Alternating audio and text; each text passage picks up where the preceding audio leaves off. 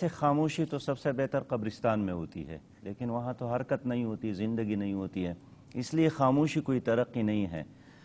اب شوکت صاحب کو میں سپورٹ کروں گا کہ سروے کے مطابق کوئی 29,500 مکانات آپریشن کے نتیجے میں، اس میں 88% جو ہے آپریشن کے نتیجے میں اور 12% طالبان ایکشن کے نتیجے میں 29,500 مکانات تباہ ہو گئے ہیں۔ اس طرح 7,500 سب سے زیادہ اس میں باجوڑ کے ہیں، دکانیں تباہ ہو گئے ہیں، 5,500 سے زیادہ حجرے تباہ ہو گئے۔ تو اب اگر ہم طالبان کو ایک طرف رکھ لے، یہ جو 29,500 عام غیرت مند پختون ہیں، ان کے گھر جو اس طرح تباہی افغانستان میں، مقبوضہ کشمیر میں، فلسطین میں نہیں ہوئی ہے اتنی بڑی تعداد میں، لیکن ہمارے ہاں یہاں پر ہوئی ہے۔ تو کیا حکومت کے ساتھ ان لوگوں کی ایک پرامن زندگی اختیار کرنے کے لیے اب ان نے کوئی متبادل ویلیج تیار کیا ہے، گھر دینے کا کوئی منصوبہ؟ ظاہر ہے اس طرح تو نہیں ہے۔ میں جب پشاور سے نکلتا ہوں، فجر سے پہلے لوگ قطاریں بناتے ہیں، 2 اور 3 ہزار لوگ آٹے کی ایک بوری کے لیے قطاروں میں کھڑے ہوتے ہیں، ان میں بچے بھی ہوتے ہیں، خواتین بھی ہوتی ہیں اور مرد بھی ہوتی ہیں۔ ظاہر ہے اس طرح کی ماحول کو ہم اگر ترقی یا خاموشی یا کوئی پروگرس کا نام دے دے تو یہ بہت عجیب ہے۔ وہ کہہ رہے پشاور میں ایسا نہیں ہے، تو آٹے کا بحران نہیں ہے، چینی کا اگر آپ قبائلی علاقوں اچھا آئی ڈی پیز کی بات کر رہا ہوں، باہر سے آئے ہیں ہمارے غیرت مند لوگ ہیں، اور رات کے وقت زاہد صاحب آتے ہیں اور جی ٹی روڈ پہ، تو میں سمجھتا ہوں اگر نجیب الدین خان اس پر بھی بات کر لے کہ یہ جو 30,000 مکانات تباہ کیے گئے ہیں، اس کا متبادل ان کے ساتھ کوئی پروگرام ہے یا نہیں ہے؟ یہ لوگ ایسی ہی سڑکوں پر، فٹ پاتھوں پر زندگی وہ ڈیولپمنٹ کے اوپر بات، گو ہیڈ جی بتائیے۔ دیکھو جی، میں یہ کہتا ہوں کہ آئی ڈی پیز کا بات الگ ہے اور جو فلڈ ہے ان کے بات الگ ہے۔ جس طرح زاہد خان صاحب نے بتا دیا، آئی ڈی پیز جو سوات کے اور ہمارے ملاکنڈ ڈویژن کے وہ سب چلے گئے ہیں۔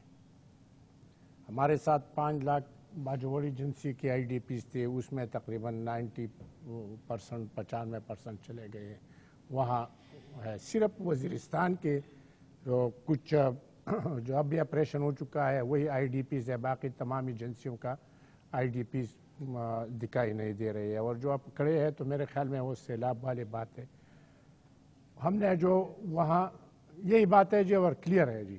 اس کے علاوہ جی وہاں ملاکنڈ ڈویژن کے لیے اور پاٹا کے لیے وہاں اسسمنٹ ہم نے کر دیے ہیں کہ کتنے لوگوں کے مکانات خراب ہوئے ہیں، کتنے وہاں نقصانات ہو چکے ہیں۔ کم از کم سوات میں زیادہ ہوئے تھے تو سوات میں ان کو ریلیف بھی ملنا شروع ہو چکے۔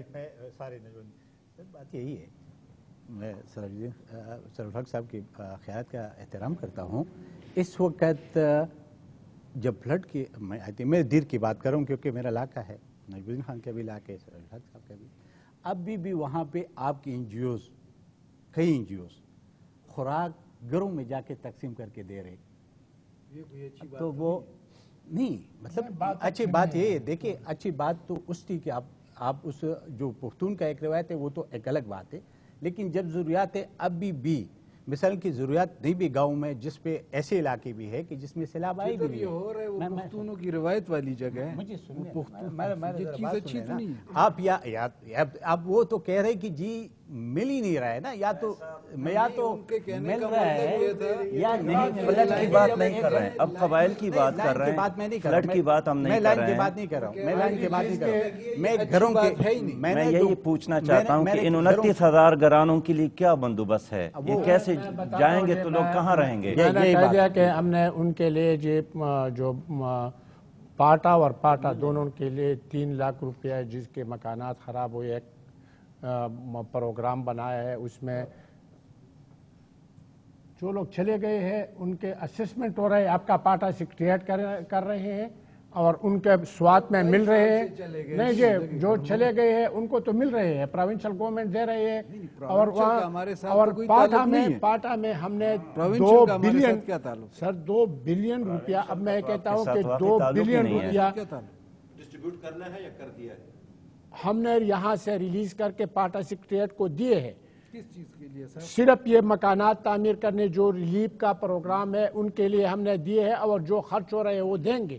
اس میں کوئی سیکنڈ آپشن نہیں ہے. 2 ارب روپے میں ایک مکان کا وہ دے رہے، ایک مکان خرابی میں اگر باجوڑ میں ایک مکان بنایا ہو ہم شکریہ ادا کریں گے. ایک مکان خرابی کہاں ہے؟ خرابی میں آپ کو خرابی جو پاٹا سیکریٹریٹ ہے، پارلیمنٹ اس سے نہیں پوچھ سکتا ہے.